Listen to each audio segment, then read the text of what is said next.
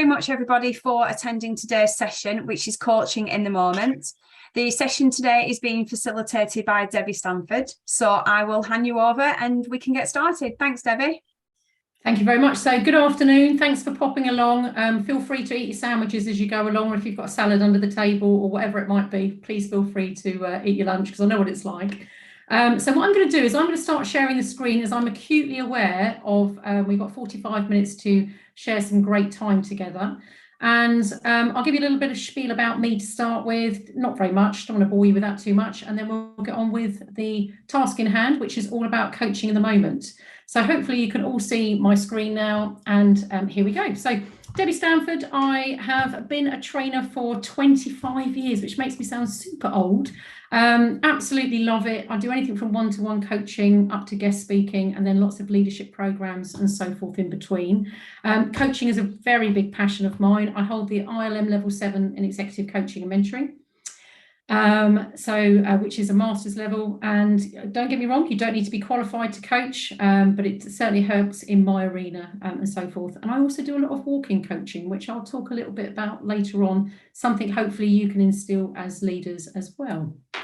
So the reason I've decided to talk about coaching in the moment is over the last, probably just pre-COVID and through COVID and past, organisations have been asking us around, how can I create more of a coaching culture? How can I get people more involved? How can they take more accountability? How can I have less of them swinging on the apron strings, as it were? So we developed a program called Coaching in the Moment, which has been very successful, which is bite-sized modules and getting people to create a coaching culture in the workplace. So that's kind of what this is based on today. I'm going to show you a few techniques. You're going to get a chance to try one out yourself. And feel free, there's not many of us, so if you want to shout out anything as we go along, feel free. I'm very happy to do that as we go through. Joe will be managing the chat box, so if you want to type anything in because you think I'm in full flow and you don't want to stop me, whatever, just type something in the chat box and Joe will give me the nudge. Okay, so objectives today, we're going to look at creating opportunities to coach, and I think that's often a difficulty, and there's some myths around that, so we'll have a little look. Identifying how coaching can free up more of your time. And I think there's a lot of myths around it can take longer, where actually it's often a lot shorter. Demonstrate how to get your people to take more accountability and identify tools and techniques to use. And then we're going to do some action planning to use a more coaching in the moment approach. So quite a lot, quite whistle stop. It was very difficult to whittle down what I wanted to do in 45 minutes when we teach quite expansively on this topic.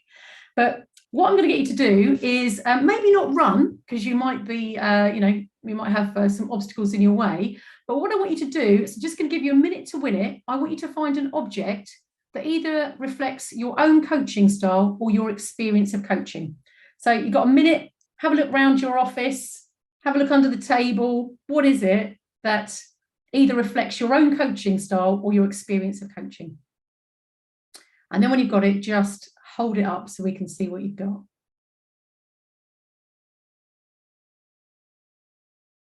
I'll stop sharing for a sec so we can all come back together. Ooh, got some little interesting objects here. So hands up, who wants to give a shout out as to why they have picked that particular object? Go on, Phil, you know you want to. Okay, I'll come in. Why not? I'll start it going. Okay, yeah. So these are headphones, and I think it starts with listening. Just off the cuff, I think we can do lots of talking, but I think sometimes to really identify what the coaching needs are, it does start with listening, finding out what exactly is required, and then trying to find a solution that works. Lovely. I like that very much. Thank you, Joe. You had your hands up. Joe Ferguson, yeah. Yeah. So mine's actually a French to English adapter, but it meant to be a plug. So right. it was just there. So I'm a very action orientated person. I struggle from a both mentoring and coaching perspective, because all I want to do is plug it in and get it to work. Yeah, fix it. I don't want to kind of help try and fix it. I just want to stick it in, turn the switch on, and off it goes. Excellent. Really like that. Okay. I better join in. So mine here is a picture of my husband and I at the Grand Canyon. So I was very fearful to start off with to walk around here. But for me, it's all about that bird's eye view, taking people out of their comfort zone. How can we get people to be even better? And just taking that better perspective, because quite often as leaders, we jump in, don't we? In that first minute, we see somebody doing something and we're like, right, we'll fix it. Or why are you doing that? So we're going to have a little look at how we take more of that bird's eye view and what we can do about it. So don't worry, there's no more running around. That's your exercise for your lunch. So now we'll carry on and have a little look at what else we've got going on for you. So, but yeah, I think it's always interesting though to think about your own coaching style or your experience of it. So let's move on and see where we're going to go from here. So definitions. Let's have a quick type in the chat box without Googling, because I know what the first thing is on Google, because I had a little look before we started. What is your definition of coaching? So let's just go type in the chat box, what's your definition of coaching? And then Joe, if you just want to shout out a couple, that will be magic. Thank you.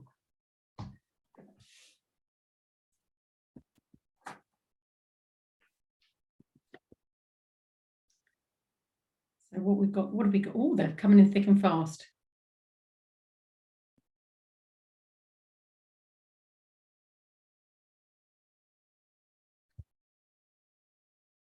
Thank you for participating as well, because it can be quite tempting, can't it? Don't know about you, I sometimes want to sit there and do an email.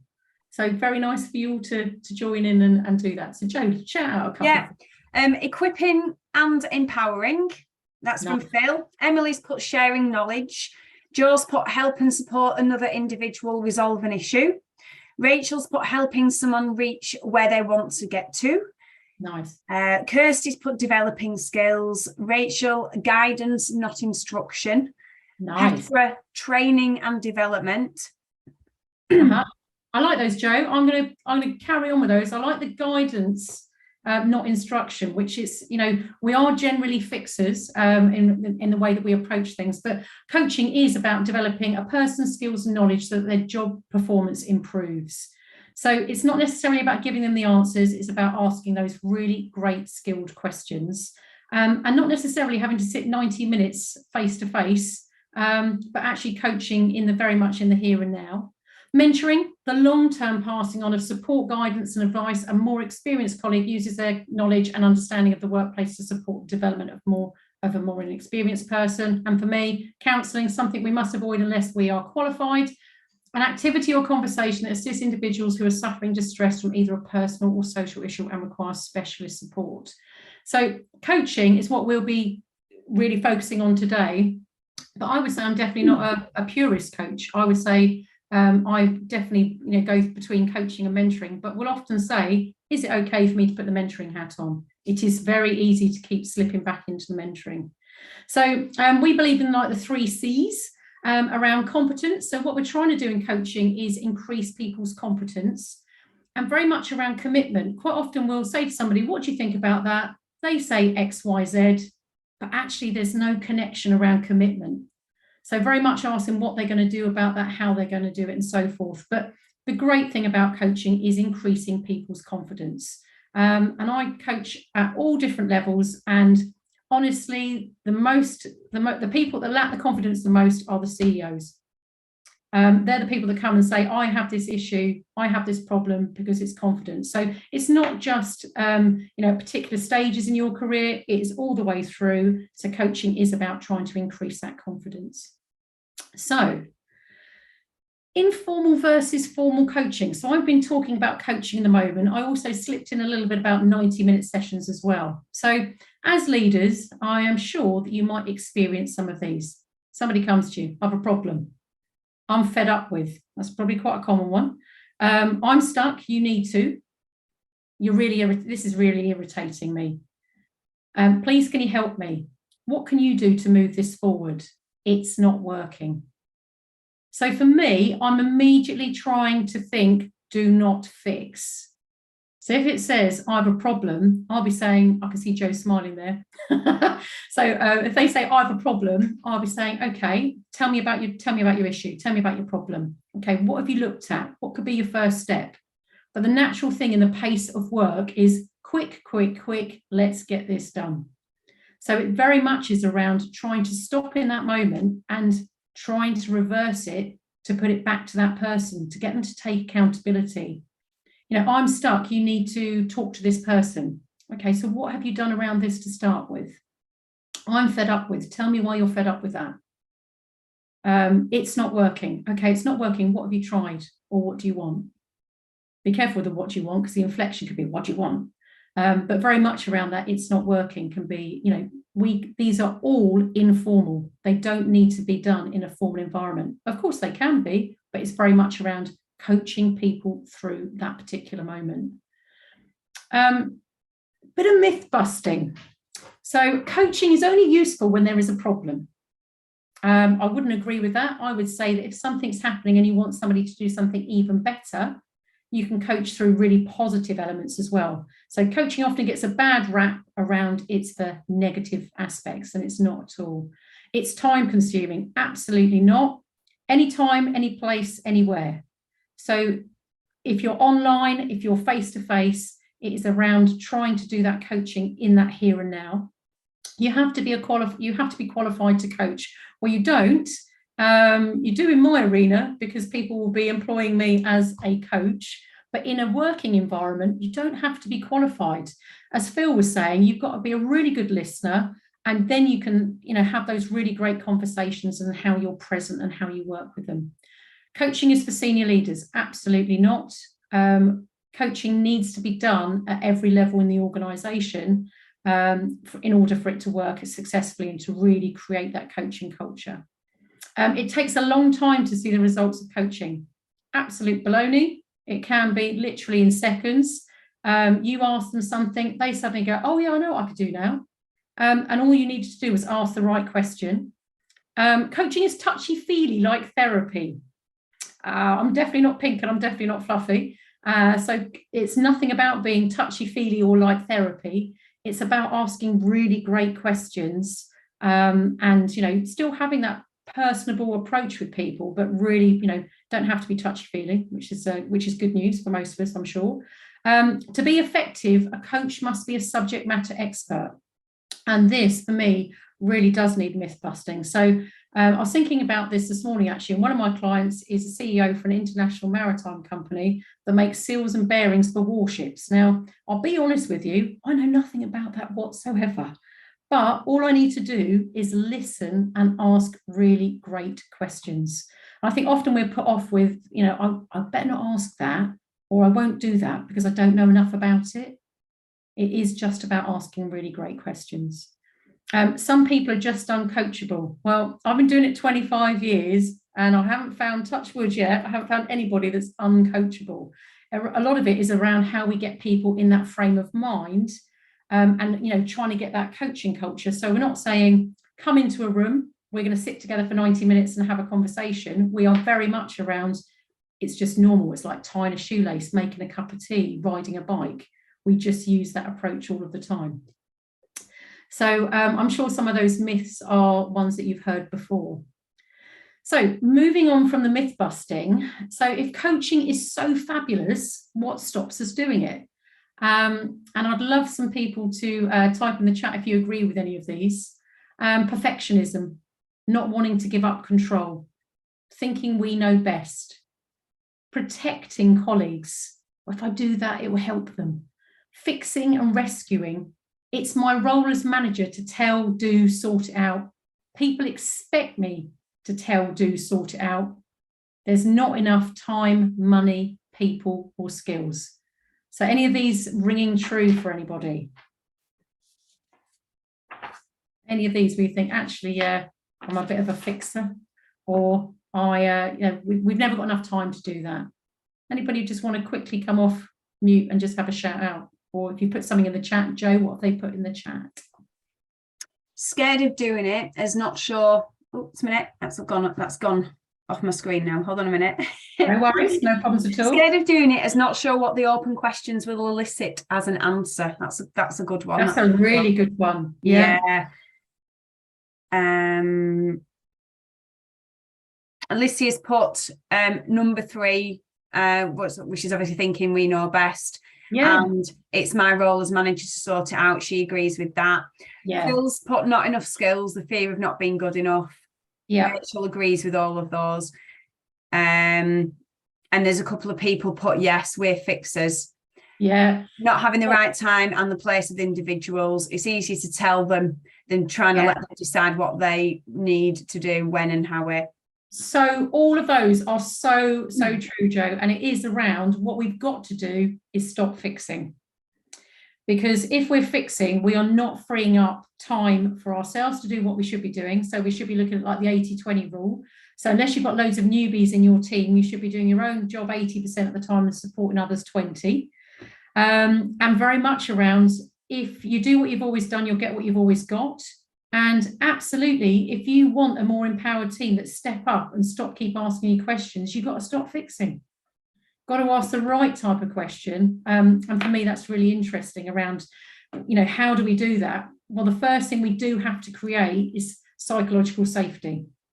Psychological safety in the workplace is important because it enhances employee engagement. So when team members feel safe at work, it's easier for them to participate in a team meeting, solve problems, collaborate on projects, and engage with their customers and peers. So, psychological safety gets bandied around a lot, but certainly with coaching and trying to just push people just that little bit more out of their comfort zone is what we need to do. And this really is what a coaching culture is all about. So psychological safety, they've got to feel comfortable in the environment for us in order to be able to push them that little bit further. So what I'm going to do is I'm going to introduce the first tool to you of things that might be quite current and the way that people appear to you, whether that is online, on Skype, Messenger chat, or whether it's face-to-face. So often people will come with problems rather than solutions. So the problem-focused question set, some of the questions that would be in here would be things like, what is a problem or issue? How long has it been a problem? Who caused the problem or issue? What is the worst thing that can happen? And what has stopped you from solving the problem or issue? So hopefully some of you have got a phone to hand, and I just want you to take a little picture of those questions, if you could, please. That would be brilliant. So not many trainers say get your phone out during training. It's quite cool, isn't it? So have a little snap away at the problem-focused question set. Okay. And now we are going to go on to the solution-focused question set. What do you want to happen? How will you know when you've reached your outcome? What resources can you draw on that will help you get what you want? What resources are critical to getting what you want? Where have you already been successful with something similar? And what is the first thing you need to do to get to what you want? So if somebody comes with that, with the problem-focused question set, they want to talk about the problem. So you may need to start in this particular stance. However, a lot of people will be, okay, if you want to move it to what we call forward thinking, it's when you move to the solution focus. So, okay, what is it you want to happen? How will you know when you've reached it? What do you need? Again, use words that sound like you, not words where you sounded like you've swallowed a coaching book. So very much around, if it is, number 3, what resources can you draw on that will help you get what you want? You might say, so what is it you need? Who can help you with that? What does that look like? So these are like a start of a 10, but these are very much things that you can then adapt the language to make sure that it meets what you need and what your coachee will need. So what we're going to do is in breakouts, I want you to use those. So I should have said, have you taken a photo, by the way? So take a photo of the solution focused ones, if you haven't already. Excellent. Okay, and what I'm going to get you to do is Jo's going to pop you into breakout rooms in just a second. And what she's going to do is you're going to look at this. Use the problem outcome focused question set and try it out within your breakout room. You've got 5 minutes. So it doesn't have to be some death-defying problem. A smaller problem will probably be easier. I want you to choose one person to be the coachee and the rest of the group take it in turns to use the coaching questions. Okay, so you're going to have 5 minutes and then we'll reconvene and we'll see what it was like for you and how it worked. Any questions though before you go in? No, all good? Right, go for it, Jo. Over to you. Okay, so hopefully people are coming back in or you're back in the room, which is great. I'd love to hear a shout out from one of the groups as to how it went and what you noticed.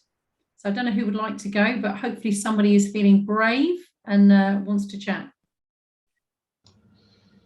I think for me, we'd established in one of the scenarios that your own bias towards your relationship with somebody can be a barrier in coaching, because whether it be at their personality type or how you feel with them, if you've not got probably that boundary between this is my role in terms of the workplace, but our friendship sits outside of that, or whatever it might be, you're definitely going to probably come up with some barriers when you've got your own bias. Yeah, and that's very true.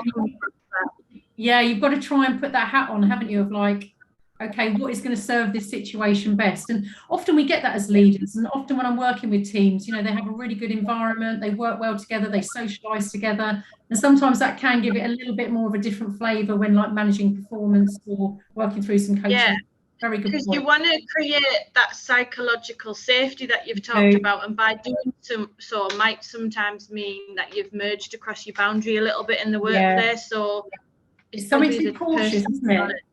Yeah. Yeah. Excellent. Lovely. Love that one. Thank you. Alicia.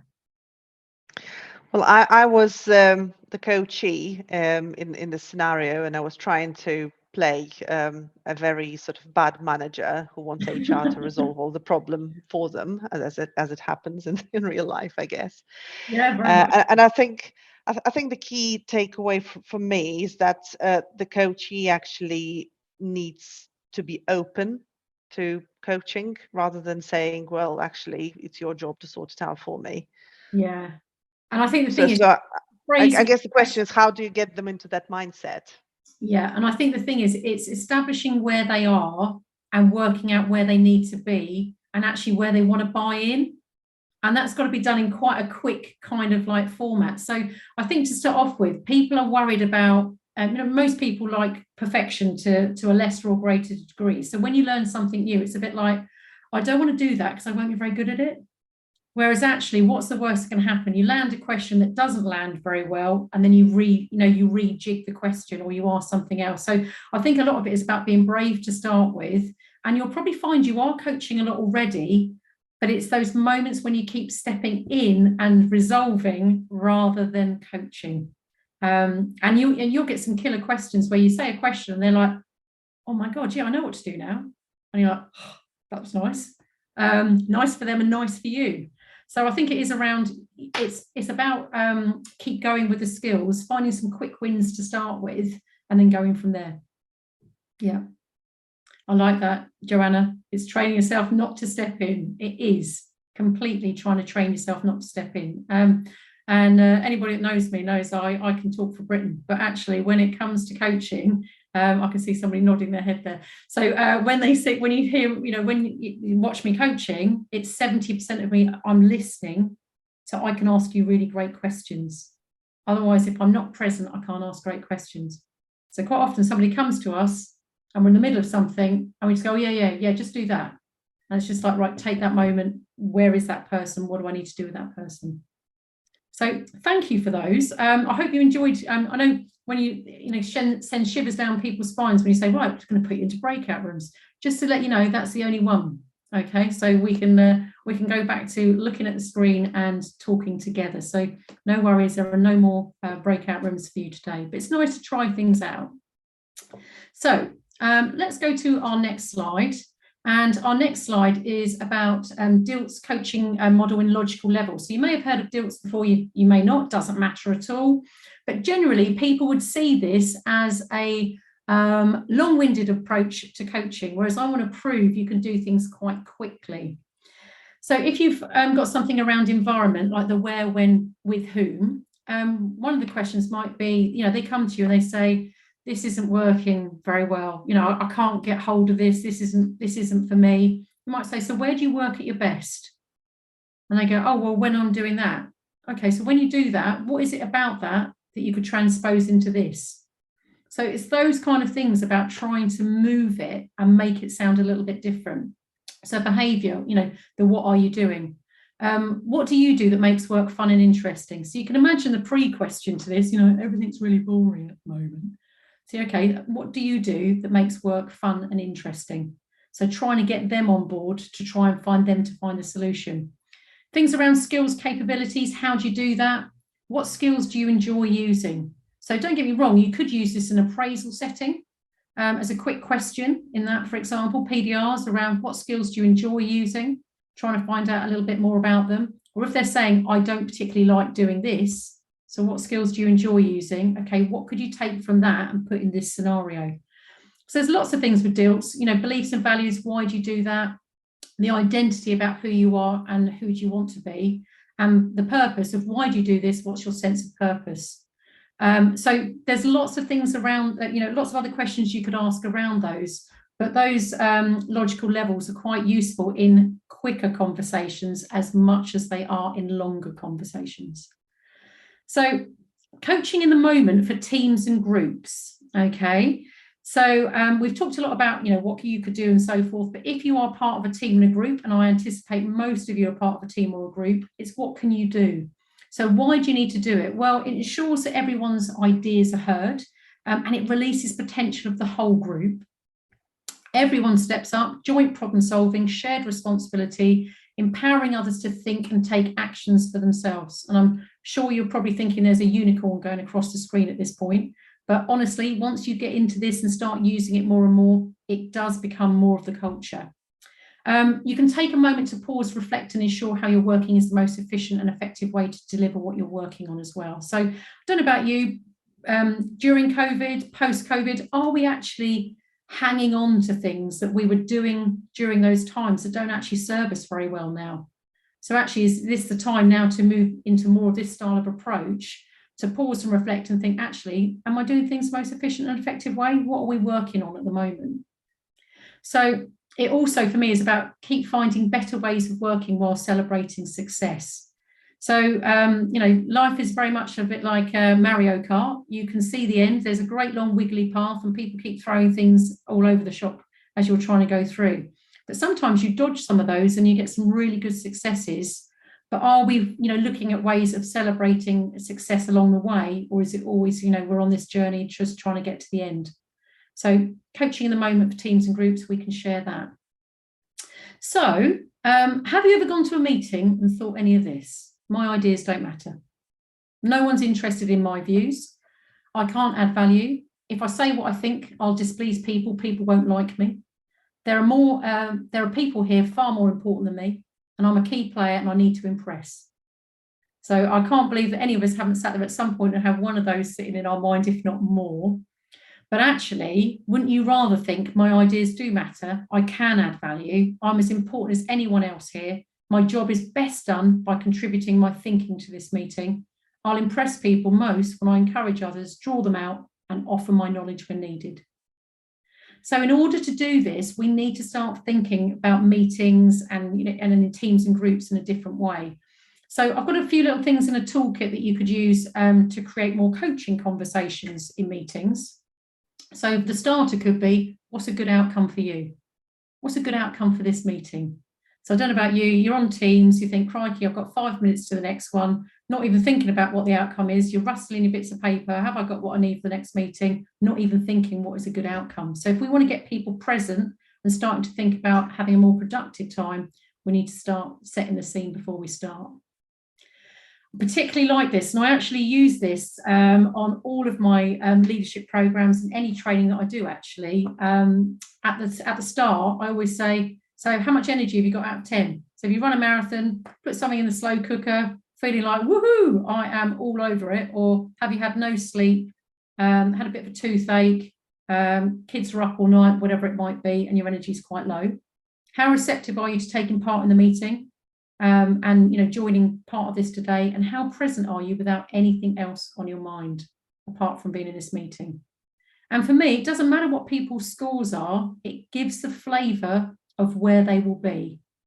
So if the energy is low, expect the receptiveness to be low and expect the present to be low. But for me, the more present we are, the easier everything becomes. We can do nothing about the past. We can do very little about the future. In the here and now, that meeting, we want to set it and make sure that people are present, because whatever's on their mind will still be waiting for them at the end of that meeting. And what can they do while that meeting's going on? The answer is probably nothing, unless they're sneakily doing their emails as they go through. So energy receptive present, a really, really good one. And also let you know that a number of these techniques, Joe will be sending out to you as well, with a link, so you can use some of these. Haven't PDF them or anything like that, so if you want to use them, use the slides, feel free. Some of these will be really useful for you to use for your people. Used at any point. Now this one could be a bit dodgy. Two words to describe this meeting. Be very careful if you think it's not going so well. I probably wouldn't use 2 words to describe this meeting, but it can actually be very useful. It could be quite challenging, or very difficult, or uplifting today, or whatever it might be. But I'm sure we can think of other 2 words that people might use to describe a particular meeting. You've got the middle and the end. What went well, even better if. So if it's at a certain point, what's going well in this meeting? And it might be, well, everybody's engaging, or it might be, it'd be even better if, people stopped and listened to everybody rather than just keep, talking over each other. So we call it the balcony view. And ending round the table, what have we each agreed to do? I think that's really important. And then that coaching style can keep, carry on and keep being used in that particular setting. So just a few things around what we could do to create more coaching conversations in that meeting, get people on board, get them going. Now, you may or may not have heard of a lady called Nancy Klein, and she wrote this fabulous book, Time to Think, about a thinking environment. Now, again, you might be thinking, I haven't even got time to think, Debbie, let alone try and create a thinking environment. Well, actually, there's some very simple steps and how she does it around how we can create more thinking space in a quick format to get the right results.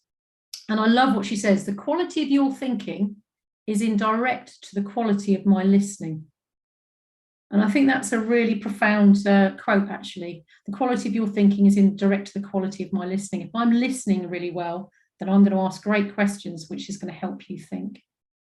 So how you do this, she calls them thinking circles, is, first of all, you could have a group of people, or it could be 2 people, no interruptions, exchange ideas, disagree, constructively challenge, joke, just let people finish. And it says ideas are crushed in the wake of interruption, and policies are developed that are based on immature fragments of ideas. So probably quite poignant being in HR. So allow everyone their turn to speak if they want to do so. We call them listening rounds. Anyone can pass if they've nothing to say, and while someone is talking, the rest of the team bring respectful attention and are present. I'll call it the stuffometer, how much stuff that we need to talk about. But ending with a positive. So what went well in this meeting? What is the one quality you respect in the person to your right? You can be as negative as it needs to be about a topic until the closing round. And then it could be how do you actually create a listening environment? Well, it could be as simple as establishing ground rules, or ensuring everyone has airtime after a lengthy, contentious, important issue by doing a listening round. Remember, people can pass if they choose.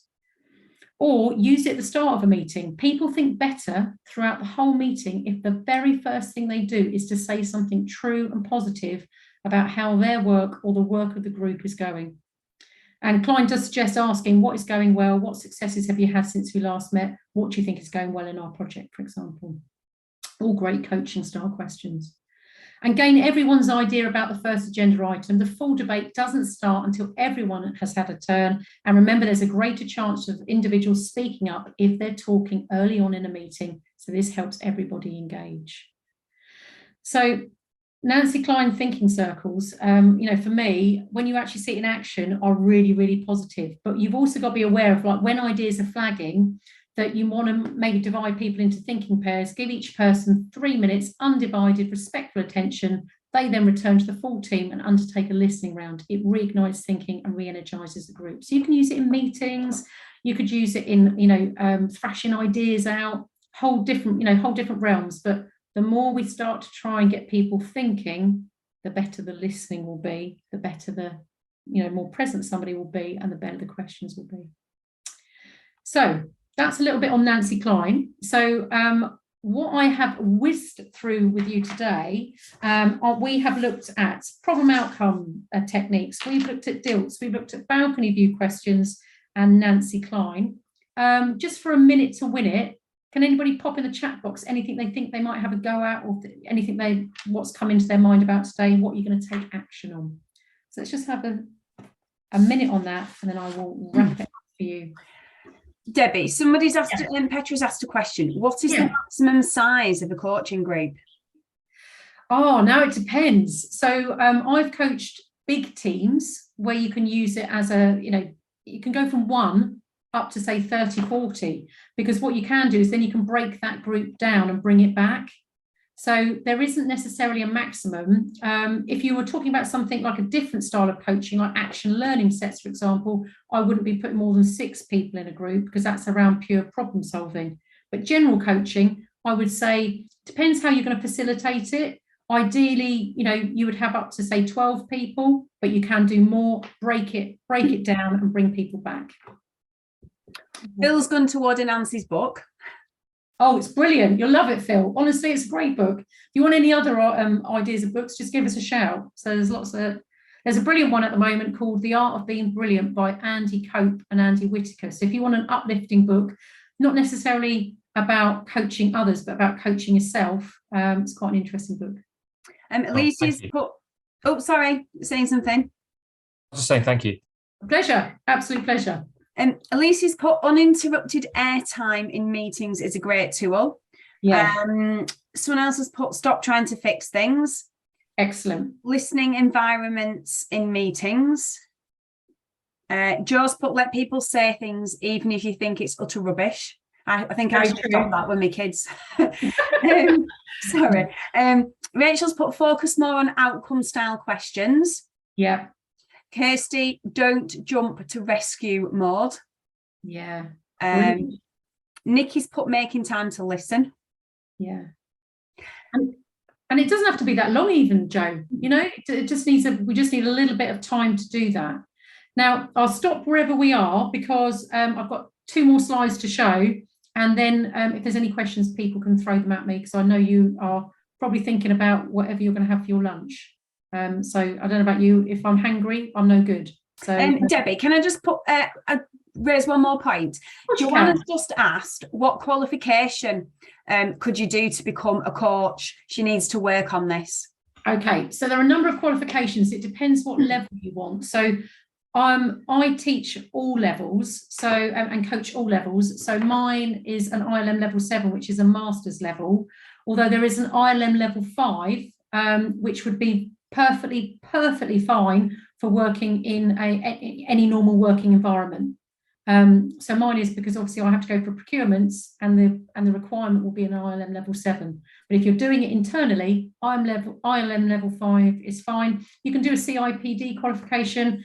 I just particularly like ILM. I like what they stand for. And I've got to say that as well, because they've given me fellowship. So there's got to be something good about the ILM, isn't there? All joking aside, it's brilliant. And I would go for ILM level 5 or 7. If you want to know somebody who can do that qualification would be the absolute guru on it is a lady called Claire Smale, and she is from Inspired to Learn. So that's Inspired #2 Learn, Claire Smale, and she is just out of this world.